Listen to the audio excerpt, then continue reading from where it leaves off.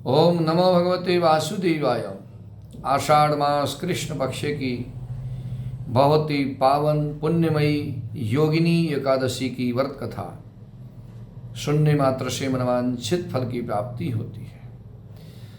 धर्मराज युधिष्ठिर ने भगवान से प्रश्न किया कि हे प्रभु, आषाढ़ मास की जो कृष्ण पक्ष की एकादशी है उसकी महिमा का वर्णन कीजिए, उसके बारे में मुझे बताइए। उस एकादशी का क्या नाम है? उस पुण्यमयी एकादशी के व्रत को करने से क्या पुण्य की प्राप्ति होती है? भगवान ने कहा कि राजन, आषाढ़ महीने की जो कृष्ण पक्ष की एकादशी है उस एकादशी का नाम है योगिनी। योगिनी एकादशी बहुत ही पावन और पुण्य को देने वाली है। इस एकादशी के व्रत को करने से समस्त पाप नष्ट हो जाते हैं। इस लोक में सुख और परलोक में मुक्ति की प्राप्ति होती है। ये तीनों लोकों में प्रसिद्ध है। मैं तुम्हें इस एकादशी के महात्म के बारे में एक कथा सुनाता हूँ जो पुराणों में वर्णित है।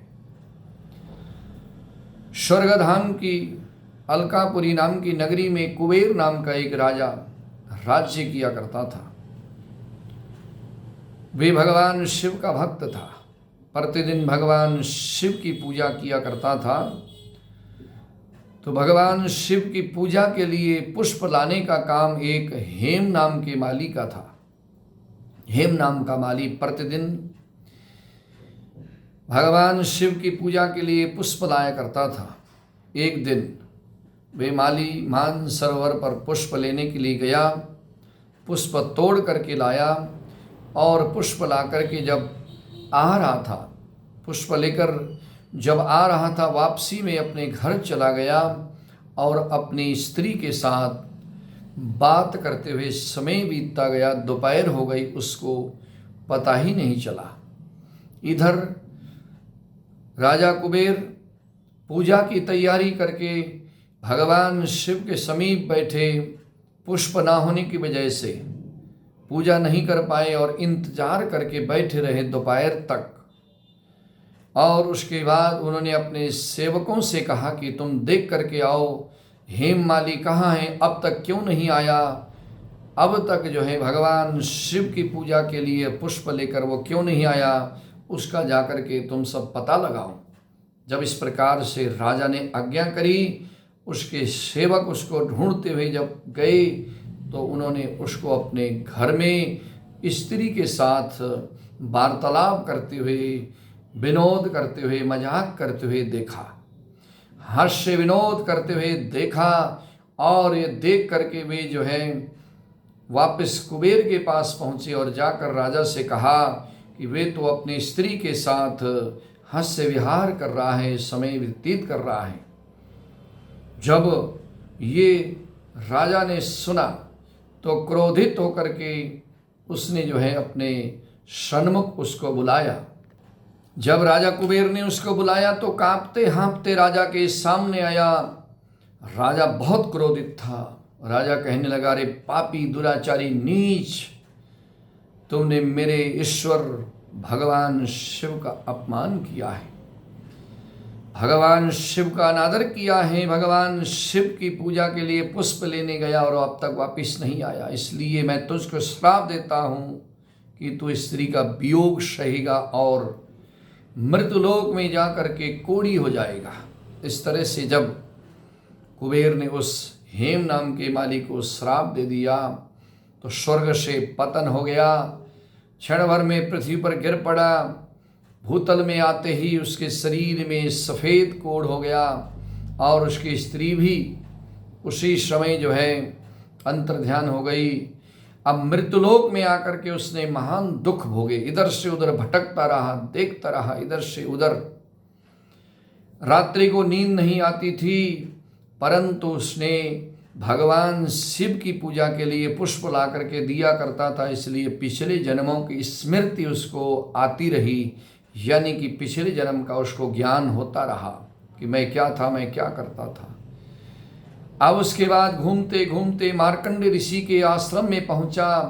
ब्रह्मा जी के समान तेज बुद्धि वाले तपस्वी और जिनका आश्रम ब्रह्मा की सभा के समान प्रतीत होता था, उस आश्रम में, मार्कंडेय ऋषि के आश्रम में पहुंच करके हेममाली ऋषि के पैरों में गिर पड़ा और उसको देख करके मार्कंडेय ऋषि ने कहा कि तुम कौन हो और कौन सा तुमने ऐसा पाप किया जिस पाप के प्रभाव से तुम्हें जो है कोढ़ी होना पड़ा। हेममाली कहने लगा, मैं कुबेर का सेवक माली था। मैं राजा की पूजा के लिए, भगवान शिव की पूजा के लिए नित्य प्रति राजा को पुष्प ला कर दिया करता था। एक समय मैं फूल लेकर के आ रहा था, अपने घर चला गया, स्त्री के साथ बातचीत करते हुए समय व्यतीत हो गया, मुझे पता नहीं लगा और राजा ने जो है क्रोधित होकर मुझे श्राप दे दिया। स्त्री का वियोग और मृत्युलोक में जा करके कोढ़ी होने का मुझे श्राप मिला, तो उसी श्राप के प्रभाव से मैं इस मृत्युलोक में दर दर के ठोकरें खाता हुआ मैं घूम रहा हूँ। इस तरह से आप मेरे ऊपर कृपा करिए, कोई ऐसा उपाय, कोई व्रत बताइए जिससे मेरा जो है ये कष्ट दूर हो, मेरा संकट दूर हो जाए। और उस पर मार्कंड ऋषि ने कहा कि तुम मेरे सन्मुख आए हो और सत्य वचन तुम बोल रहे हो, इसलिए मैं तुम्हारा उद्धार अवश्य करूँगा। उसके लिए एक व्रत मैं बताता हूँ। यदि तुम आषाढ़ महीने की जो कृष्ण पक्ष की योगिनी नाम की एकादशी है, विधि पूर्वक उसका व्रत करोगे, तुम इस कष्ट से मुक्ति प्राप्त करोगे, यानी कि तुम्हारा कोढ़ जो है दूर हो जाएगा। यह सुन करके हेममाली बड़ा प्रसन्न हुआ और उसके बाद ऋषि को साष्टांग दंडवत प्रणाम करके और उसके बाद वे जो है वहाँ से आगे चल पड़ा।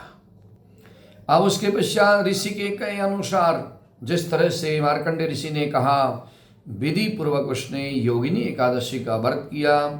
उस व्रत के पुण्य प्रताप से उसकी जो है सारी कोढ़ ठीक हो गई, शराब उसका जो है नष्ट हो गया, यानी कि शराब से वो मुक्त हो गया। जो कुबेर ने श्राप दिया था उस श्राप से वो मुक्त हो गया और पहले की तरह उस रूप में आकर के वे अपने स्थान को चला गया, अपनी स्त्री के साथ रहने लगा।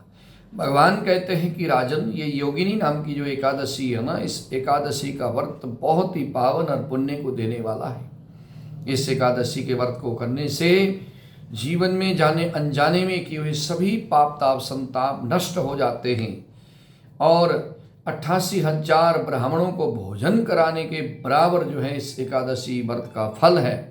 इसके व्रत के प्रभाव से समस्त पाप नष्ट हो जाते हैं, पाप दूर हो जाते हैं और इस संसार में सुख और समृद्धि को भोग कर अंत में स्वर्गलोक की प्राप्ति हो जाती है। एकादशी व्रत के करने वाला हमेशा सुख समृद्धि प्राप्त करता है। इस एकादशी के व्रत की कथा को सुनने मात्र से हजारों गौओं का गौदान करने का और ब्राह्मणों को भोजन कराने का पुण्य मिलता है।